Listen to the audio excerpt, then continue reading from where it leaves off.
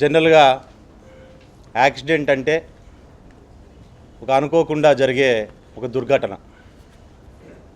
జనరల్గా యాక్సిడెంట్స్ అనేటివి మామూలుగా పనుల మీద ఎక్కువగా మనం రోడ్ల మీద మనం తిరిగేటప్పుడు చాలామందికి, అంటే ముఖ్యంగా మీడియా మిత్రులు మీరు కావచ్చు, రాజకీయాల్లో ఉన్న మేము కావచ్చు, పనుల మీద తిరిగే వాళ్ళు చాలామంది కావచ్చు, ఎవరైనా సరే రోడ్ల మీద తిరిగేటప్పుడు నియర్ యాక్సిడెంట్ ఎక్స్పీరియన్స్ అనేటివి చాలామందికి వస్తుంటాయి. చాలామందికి వచ్చినప్పుడు మనమంతా ఏంటంటే అబ్బో ఎట్లో దగ్గరికి వచ్చి యాక్సిడెంట్ మిస్ అయింది, మనకేం కాలేదు, మన వల్ల అవతలోడికి ఏం కాలేదు, ఈరోజు బాగుందని చెప్పి ఇంటికి వెళ్ళి ప్రశాంతంగా పడుకుంటుంటాం. దీని నుంచి అడ్వాంటేజ్ తీసుకోవాలనే ప్రయత్నం అనేది మనలో ఏ ఒక్కరు కూడా చూడం. ఎందుకంటే అడ్వాంటేజ్ తీసుకోవడం వలన మనకు వచ్చే పెద్ద గొప్ప ఏమి ఉండదు. కానీ ఇక్కడ ఒక వ్యక్తికి, జిల్లాలో ఒక వ్యక్తికి ఖచ్చితంగా దాని అవసరం అనేది ఉందన్నమాట. ఒక ఇంపార్టెన్స్ కోసమో, ఎగ్జిస్టెన్స్ నిరూపించుకోవడం కోసమో, రాజకీయం కోసమో, సింపతి కోసమో, అతి ముఖ్యంగా గన్మెన్ల కోసమో యాక్సిడెంట్ అనే దాన్ని ఏదో తన మీద పెద్ద ఇన్సిడెంట్ జరిగింది అనే దాన్ని ప్రూవ్ చేసుకుంటూ వెళ్ళిపోయిన గన్మెన్లని మరీ తిరిగి తెచ్చుకునే ప్రయత్నంలో భాగంగా ఒక కొత్త డ్రామా, ఇది కొత్త డ్రామా అని చెప్పకూడదు, పాత డ్రామా అని చెప్పాలి. ఎందుకంటే జరిగిన ఈ సంఘటనని ఒకసారి మనము గతాన్ని ఒకసారి గుర్తు చేసుకుందాం. 2009 ఎలక్షన్లలో ప్రకాష్ రెడ్డి మొట్టమొదటిసారి రాప్తా నియోజకవర్గానికి పోటీ చేయడం జరిగింది. ఆ టైంలో గాదకుంట అనే గ్రామంలో చిన్నపాటి ఘర్షణని చూపెట్టుకొని ఆ రోజున్న రాజశేఖర రెడ్డి గారి దగ్గరికి వెళ్ళి ఈరోజు ఎట్లయితే ఏడుపులు పెడబొబ్బులు పెడుతున్నాడో అదే రకంగా ఆ రోజు ఏడుపులు పెడబొబ్బులు పెట్టి అక్కడి నుంచి గన్మెన్లని ఆ రోజు తెచ్చుకోవడం జరిగింది. గన్మెన్లు వచ్చినప్పటి నుంచి ఆ రోజున్న హంద్రీ నివాలోని కాంట్రాక్టర్ని కావచ్చు, సబ్ కాంట్రాక్టర్ని కావచ్చు, రియల్ ఎస్టేట్ వాళ్ళని కావచ్చు, అందరినీ బెదిరించి వసూళ్లు మొదలుపెట్టినప్పుడు అదే కాంగ్రెస్ గవర్నమెంట్లో ఇతను కూడా ఒక నియోజకవర్గ స్థాయి ఇన్ఛార్జ్. అలాంటి కాంగ్రెస్ గవర్నమెంట్లో ఇతను నియోజకవర్గ స్థాయి ఇన్ఛార్జ్గా ఉన్నప్పటికీ అదే కాంగ్రెస్ గవర్నమెంటు ఇతని గన్మ్యాన్లను తొలగించింది.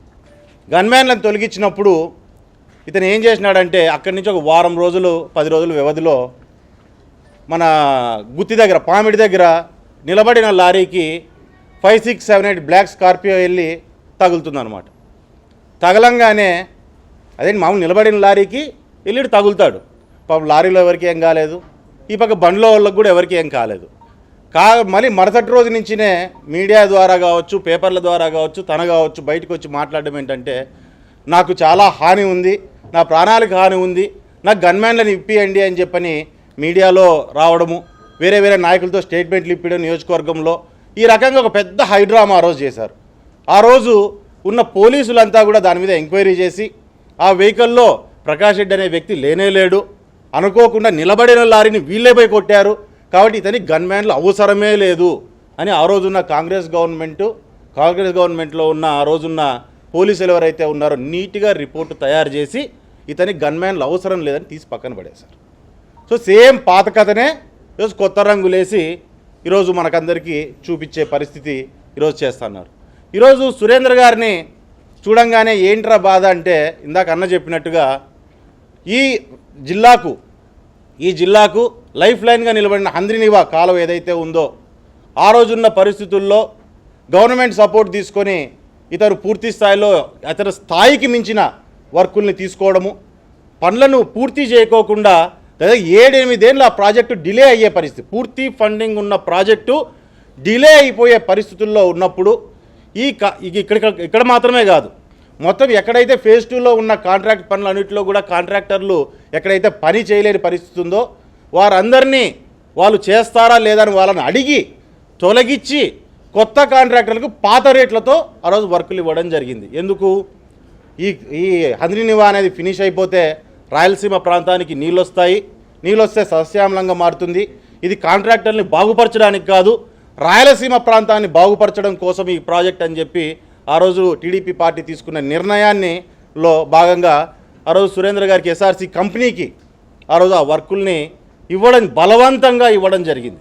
బలవంతంగా మా పనులు అయిపోవాలి, తొందరగా పాత రేట్లకు కానీ మీరు చెయ్యండి అని చెప్పి కట్టబెట్టడం జరిగింది. లాస్ ఆఫ్ ప్రాఫిట్ నెత్తినేసుకొని జిల్లా కోసం అనగానే ఆయన కూడా ముందుకు వచ్చి త్యాగంగా ఆ వర్క్ని ఫినిష్ చేయడం జరిగింది. అతి త్వరలోనే, అంటే 2-3 ఏళ్ల సమయంలోనే 7 ఏళ్ళగా నిలబడిపోయిన వర్క్ని పాత రేట్లతో చేసి నీళ్ళను బ్రహ్మాండంగా రాయలసీమ ప్రాంతంలోకి, ముఖ్యంగా మన అనంతపురం జిల్లాలోకి నీళ్లు రావడంలో ముఖ్యంగా ఎస్ఆర్సీ కంపెనీ ఒక ముఖ్య పాత్ర పోషించిందనే విషయాన్ని నేను తెలియజేస్తున్నాను. అదే రకంగా ఆ రోజు నుంచి ఈయన మీద చిన్నపాటి ఒక కక్ష అనొచ్చు, లేకుంటే ఒక అసూయ అనొచ్చు, లేకుంటే మేము ఇంకా డబ్బులు తినేవాళ్ళము, వీళ్ళొచ్చి వర్క్ ఫినిష్ చేసేసి మాకేదో ఇక్కడ ఏదో పేరు తెచ్చేశారు తెలుగుదేశం పార్టీకి అనే పరిస్థితి కావచ్చు. ఎందుకంటే ఆ రోజు ఉన్న పరిస్థితుల్లో ఎస్ఆర్సీ సురేంద్ర గారు కానీ పార్టీలో ఒక ఎమ్మెల్యే కాదు, ఒక కాంట్రాక్టర్గా ప్రాంతం మీద ఉన్న అభిమానంతో ఆయన చేసిన పని. ఆ రకంగా ఆయన మీద పూర్తి స్థాయిలో ఒక రకమైన దీన్ని పెట్టుకోవడం జరిగింది. మరి అక్కడి నుంచి అక్కడే కాకోకుండా ఈరోజు ప్రకాష్ రెడ్డికి ఇక్కడ కూర్చున్న వాళ్ళు మేమే ముగ్గురు చిన్న అడ్వైజ్ ఇద్దామనుకుంటున్నాం. గన్మెన్లు తెచ్చుకోవాలంటే చాలా దారులు ఉన్నాయి. కోర్టుకు పోవచ్చు, ఎస్పీ గారిని అడగొచ్చు, లేకుంటే కోర్టుకు పోయి పేడ్ గన్మెన్లు తెచ్చుకోవచ్చు. ప్రాణాల మీదకి తెచ్చుకోవద్దు ప్రకాష్, మేమంతా అడ్వైజ్ చేద్దాం అనుకుంటాం. పాపం ఇంట్లో నీ భార్య గురించో, కూతురు గురించో, కొడుకు గురించో కొంచెం ఆలోచన చేసుకో. నెత్తికి తెచ్చుకోవద్దు. నెత్తికి తెచ్చుకొని గన్మెన్ల కోసం ప్రాణాల మీదకి తెచ్చుకున్న ప్రకాష్ రెడ్డి అని పేపర్లో పడడం కూడా చాలా గలీజ్గా ఉంటుందనే విషయాన్ని ఒకసారి గుర్తు చేసుకోవాలి. అదే రకంగా చెప్తాను, జాయింట్ వెంచర్ అంట. జాయింట్ వెంచర్లో అతను ఏదో చంపడానికి కుట్ర చేశారని. నిన్ను చంపడానికి జాయింట్ వెంచర్ అవసరమా? పాప మా డ్రైవర్ తూగిందంటే మొన్న కేసు, నిన్న పిఎం, ఈరోజు ఇంట్లో ఊదిగట్ల వాసన. ఈరోజు అదే పరిస్థితే, అంతకంటే వేరే జరిగేది ఏం లేదు. ఏదైతే నీకు ఇది ఉందో దయచేసి దాని మీద ఇది చేసుకో. ఈ రకంగా పిచ్చి పిచ్చి మాటలు మాట్లాడడం ఆపు. నువ్వు ఒక ప్రజాప్రతినిధి, 3 సార్లు పోటీ చేశావు, ఒకసారి గెలిచావు. కనీసం ప్రజల్లోకి వెళ్ళినప్పుడు ఏ రకంగా మాట్లాడాలనేది నేర్చుకో. ఎన్నిసార్లైనా నాకు తెలిసి మీ పార్టీకి ఫస్ట్ నుంచి వచ్చింది వెనతో పెట్టిన విద్య అనుకుంటా. ఇట్లా పిచ్చి పిచ్చిగా మాట్లాడడం, ఏది పడితే సంబంధాలు లేకుండా మాట్లాడడం. ఈరోజు ఏమన్నా అంటే జాయింట్ వెంచర్ చేశారు, నాదేమన్నా పీకుతారా అంటారు. నీది పీకడానికి ఏమన్నా నీ ఫ్రెండ్మా, లేదంటే నీ పార్టీ కార్యకర్తలా, నీ లీడర్లా, లేదంటే నీ ఇంట్లో వాళ్ళ, లేదంటే నీ చుట్టంలో వాళ్ళ? మేము ఎవరు పీకుతారు? పో, ఖాళీగా ఉన్నాడు మీ లీడర్ ఆడ తాడేపల్లిలో, బెంగళూరులో ఉంటాడు. పోయి నువ్వు ఆయన ఓ 4 వీకు జగన్ నీ ఓ 4 వీకుతాడు, సరిపోతుంది. వాటికి ఏది నాది పీకుతారా? నాది ఏది పీకేది నీది? నువ్వే పీకోపో జగన్ది, సరిపోతుంది. మేము ఓదోరు పీక్కుంటే బాగా సరిపోతుంది. ఇవన్నీ పనికిమాలిన మాటలు. ప్రజల ముందుకు వచ్చినప్పుడు ఒక నాయకుడు అనేవాడు నియోజకవర్గంలోని సమస్యలో, జిల్లాలోని సమస్యలో ఇవన్నిటి గురించి మాట్లాడుకోకుండా ఈ రకంగా పిచ్చి పిచ్చి మాటలు మాట్లాడుకుంటూ ఇది చేసుకొని రావడం అనేది కూడా సరైన పద్ధతి కాదు. కాబట్టి ప్రకాష్ రెడ్డి ఖబర్దార్, నువ్వు మాటలు జాగ్రత్తగా రాని. ఈరోజు నారా లోకేష్ గారి గురించి మాట్లాడుతున్నావు, సురేంద్ర గారి గురించి మాట్లాడుతున్నావు. వాళ్ళ లైఫ్లో ఒక అచీవ్మెంట్ ఉంది వాళ్ళలో. ఈయన చిన్న వయసు నుంచి కాంట్రాక్టులు చేసుకొని ఈరోజు వందలాది మందికి ఉద్యోగ అవకాశాలు కలిగించారు. ఇదే నియోజకవర్గంలో ఒక బాధితైన ఎమ్మెల్యేగా ఈరోజు రోడ్లు కానీ వాళ్ళ చెరువులకు నీళ్లు రావాలని, బీటీపీ ప్రాజెక్ట్ కంప్లీట్ చేయాలని తపన పడుతున్నాడు ఆయన. అట్లాంటి వ్యక్తి గురించి నువ్వు మాట్లాడాల్సిన అవసరం లేదు. అన్నిటికంటే ముఖ్యంగా నారా లోకేష్ గారి గురించి నీ స్థాయి ఒక్కసారి ఆలోచన చేయి. నీకు పెద్ద హైవే వేస్తేనే స్ట్రైట్గా పోలేవు. టార్గెట్ లోకేష్, నువ్వు నా టార్గెట్ అంటున్నావు. స్ట్రైట్గా హైవే వేస్తే హైవేలో స్ట్రైట్గా పోలేకపోయి బండిని తగిలించుకున్నావు. నువ్వు మాట్లాడుతున్నావు, నువ్వు టార్గెట్ నువ్వే నాకు అని చెప్పని. నీ స్థాయి ఏంటి? ఈరోజు ఈ రాష్ట్రంలో పెట్టుబడులు తీసుకురావాలి, ఈ రాష్ట్రంలో క్యాలెండర్ వేసుకొని జాబులు ఇప్పియాలని, స్కూళ్ళు బ్రహ్మాండంగా ఉండాలి, ప్రైవేట్ స్కూళ్ళకు మించి గవర్నమెంట్ స్కూళ్ళు ఉండాలని 2 సార్లు మంత్రిగా పనిచేసి నీ ఊర్లో వేసిన సీసీ రోడ్లు కూడా లోకేష్ గారు పిఆర్ మంత్రిగా ఉన్నప్పుడు వేసిన సీసీ రోడ్లు ఒకసారి నువ్వు ఆలోచన చేసుకో. ఏం చేసినావు నువ్వు? వీళ్ళ అచీవ్మెంట్స్ ఈ రకంగా ఉన్నాయి. నీ ఊర్లో నీ ఒడ్డు పొడవు ఎంత ఉందో, 6 అడుగులు ఎత్తు, 3 అడుగులు వెడల్పు, కనీసం ఆ మాత్రం కూడా నీ సొంత ఊర్లో నువ్వు సీసీ రోడ్డు వేసుకోలేనోడు నువ్వు వీళ్ళ గురించి మాట్లాడే పరిస్థితి వచ్చింది. ఒక శ్రీరామ్ గురించి మాట్లాడితేనో, సునీతమ్మ గురించి మాట్లాడితేనో, పరిటాల రవీంద్ర గురించి మాట్లాడితేనో, సురేంద్ర గారి గురించి మాట్లాడితేనో, లేకుంటే నారా లోకేష్ గారి గురించి మాట్లాడితే మేము పెద్దోళ్ళు అయిపోతాము, నేను ఏం చేయకపోయినా పర్వాలేదు, నేను పెద్దోళ్ళని అయిపోతాను అనే ఆలోచన చేయడం అనేది దయచేసి ఆ పద్ధతిని ఖచ్చితంగా మార్చుకోవాల్సిన అవసరం ఖచ్చితంగా నీలో ఉందని చెప్పి నేను తెలియజేస్తున్నాను. మీరు కొట్లాడతారు, మాకెందుకు మీరు కొట్లాడేది? మీ లీడర్లు అందరూ మాకు అవసరమా? జనాలకు అవసరమా? ఎవరికి అవసరము? నువ్వు ప్రెస్ మీట్ ముందర వచ్చి మీ లీడర్ల గురించి, మీ లోకల్ గురించి మాతో బయట అందరికీ మాట్లాడే పని ఏం అవసరం ఉంది? నువ్వు రోడ్డు మీద కూర్చుంటే మల్రెడ్డి గాడు వాడు వెంకటరామరెడ్డి గాడు అంటావు, ప్రెస్ ముందరకు వస్తేనే వెంకటరామరెడ్డి అన్న మల్రెడ్డి మామ అంటావు. అంటే మామూలుగా ఇట్లా ముందు ఒక మాట వెనకో మాట మాట్లాడినప్పుడు ఆబ్వియస్లీ చిన్న చిన్న లోకులు అయినా మాకు అనవసరమైన విషయం అది, దాని గురించి మేము పెద్దగా మాట్లాడాల్సిన అవసరం కూడా లేదు, అది మీ ఇంటర్నల్ ఇష్యూను. మరి అదే రకంగా మహేశ్వర్ రెడ్డి గురించి మాట్లాడుతున్నాం.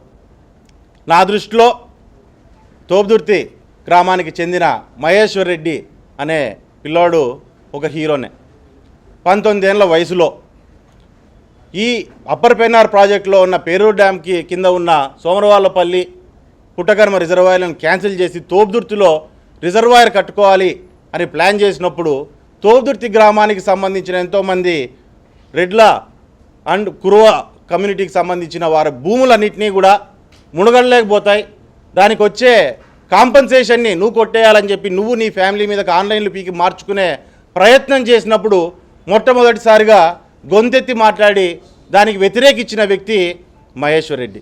అట్లాంటి పిల్లోని ఆ రోజు నుంచి చివరి రోజు చనిపోయేంత వరకు మానసికంగా శారీరకంగా ఇబ్బంది పెట్టి బ్రహ్మాండంగా పిల్లోని మానసికంగా పూర్తి స్థాయిలో బ్రేక్ అయ్యే పరిస్థితికి తీసుకొని వచ్చినాం.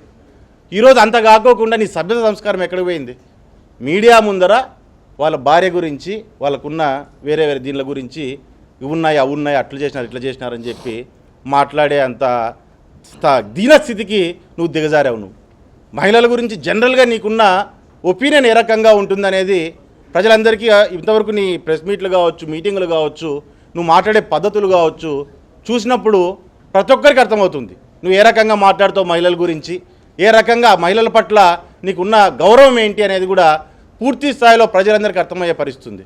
ఈరోజు ప్రజల్ని రకరకాలుగా మహిళలనే ఇదే నియోజకవర్గంలో అమ్మ డైరీ పెట్టి ఒకరి దగ్గర 10,000 రూపాయలు వసూలు చేసి 6-7 కోట్ల రూపాయలు 3 ఏళ్ల పాటు నువ్వు అకౌంట్లో పెట్టుకొని దాన్ని చూపించి నువ్వు లోన్లు దొబ్బి ఈరోజు రిటర్న్ వాళ్ళకు ఒక 3-4 ఏళ్ళు అయిపోయిన తర్వాత పిలిపించి ఒకరికి 10,000 రిటర్న్ ఇచ్చినావా? మళ్ళీ 6% ఇంట్రెస్ట్ ఎక్కడికి పోయింది ప్రకాష్ రెడ్డి? నిన్ను నమ్ముకొని డబ్బులు ఇచ్చిన వాళ్ళు నీ పార్టీ వాళ్ళే లాస్ట్కి ఇది దొంగడైరి అని చెప్పని పాలు పోయడానికి కూడా భయపడే పరిస్థితికి వచ్చింది. దాన్ని ఈరోజు మూసేసుకొని ఈరోజు గవర్నమెంట్కి ఇస్తానంటావు, కానీ అమ్ముకోవడానికి మాత్రం బయట ప్రయత్నం చేస్తాను. నువ్వు చేసిన మోసం ప్రజలందరికీ తెలిసి మార్కెట్లో తెలిసి నీ అమ్మ డైరీ కొనడానికి కూడా ఎవరు ముందుకు ధైర్యం చేయలేని పరిస్థితి ఈరోజు వస్తుంది. సో ఈ రకంగా నువ్వు మహిళల పట్ల చూపించే ఏ రకమైన ఉద్దేశం నీకు ఉందనే విషయాన్ని కూడా పూర్తి స్థాయిలో ప్రజలందరికీ కూడా అర్థమవుతుంది. దయచేసి ఈ పద్ధతులు మానుకో, ఈ పద్ధతులు మానుకో, ఈ రకంగా చిల్లర మాటలు మాట్లాడేది మానుకో. ఈ మాట్లాడడం వల్ల నీకు వచ్చే బెనిఫిట్ ఏం లేదు. నువ్వు బయట మాట్లాడుతుంటే జనాలు నిన్ను జోకర్గా తీసుకుంటున్నారు, నీకు అర్థం కావట్లేదు. నువ్వు జోకర్గా తీసుకుంటున్నారు. మరీ నీకు క్లియర్గా చెప్తున్నాం, నీకు గన్మ్యాన్లు కావాలంటే అప్లై చేయగానే దయచేసి ఇట్లా పనులు చేయొద్దు. ఈరోజు తెలుగుదేశం తరఫున మేము ముగ్గురు చెప్తున్నాం, శ్రీకంఠం సర్కిల్లో సాపేసుకొని అనుకున్న నైట్లో కుక్కలు కూడా ముగ్గు చూడవు, బతుక్కోపో. నిన్నెవడు మాట్లాడిచ్చేవాడు లేడు, నిన్నెవడు ఇది చేసేవాడు లేడు. ఒక నెల రోజులు గన్మ్యాన్లు లేకపోతేనే ఇంత హడావిడి అయిపోతుంది, నీకు ఇంత టెన్షన్ పడిపోతున్నావే, బయటికి రావాలంటే ఇదవుతున్నావే. ఉత్తర కుమారుడు ఉన్నట్టున్నావు నువ్వు కూడా. రథము తోలవు, యుద్ధము చేయవు. యుద్ధం ఏమి కార్యకర్తలతో చేపిస్తావు, రథం తోలుతావా అనుకుంటే దాన్ని కూడా కార్యకర్తలతో చేపించి వాళ్ళు ఎత్తిన బారాలేసి నెలకు 2 నెలలకు ఒకసారి వచ్చి తిక్కకూతలు కూసి ఏదో పెద్దగా మాట్లాడేసిన అనుకుంటావు. కానీ ఒకటి గుర్తుపెట్టుకో, నీ స్థాయి ఏంటనేది. నారా లోకేష్ గారు కావచ్చు, సురేందర్ గారు కావచ్చు, ఆఖరి నియోజకవర్గంలో మాకే నువ్వు గుర్తుండవయ్యా సరిగ్గా. నిజంగా ఒకడు ఉన్నాడు ప్రకాష్ రెడ్డి అనేది, ఎప్పుడో తిక్కకూతలు కూసినప్పుడు ఒకటి గుర్తొస్తావు నువ్వు. ఎవరికి గుర్తుంటుంది? నారా లోకేష్ అనే వ్యక్తికి ప్రకాష్ రెడ్డి అనేవాడు ఒకడు ఎగ్జిస్టెన్స్లో ఉన్నాడని కూడా నాకు తెలిసి గుర్తుండదేమో, తెలియదేమో. ఆయనకి టార్గెట్, ఆయన వచ్చి వీడి కోసం ఫ్లైట్ వేసుకొని వచ్చి వీడికి వచ్చి ప్లాన్ చేసి ఈయన పదనే లారీ తగ్గుద్దండి అని చెప్పి అక్కడ మాట్లాడడానికి ఏమైనా అర్థం పర్థం ఉండాలి, మాట్లాడే దాంట్లో ఒక అర్థం పర్థం అనేది ఉండాలి. కాబట్టి దయచేసి మీకు చెప్తున్నాం, ఆయన స్థాయికి మాట్లాడితే నారా లోకేష్ గారి స్థాయికి నువ్వు వెళ్తాననుకోవడం అనేది నీ అవివేకం అనే విషయాన్ని నువ్వు ఇది చెప్తున్నా. దయచేసి నీ పార్టీకి ఏదైతే పద్ధతులు ఉన్నాయో ఆ పద్ధతులు మార్చుకోండి. అందులోని ఈ జిల్లాలో నీకు చేతనైతే ప్రజలకు పనిచేయి, అంతేగాని పక్కనోళ్ళ మీద బట్టగాలు చేసి పబ్బం గడుపుకోవాలనే ప్రయత్నం చేయొద్దు.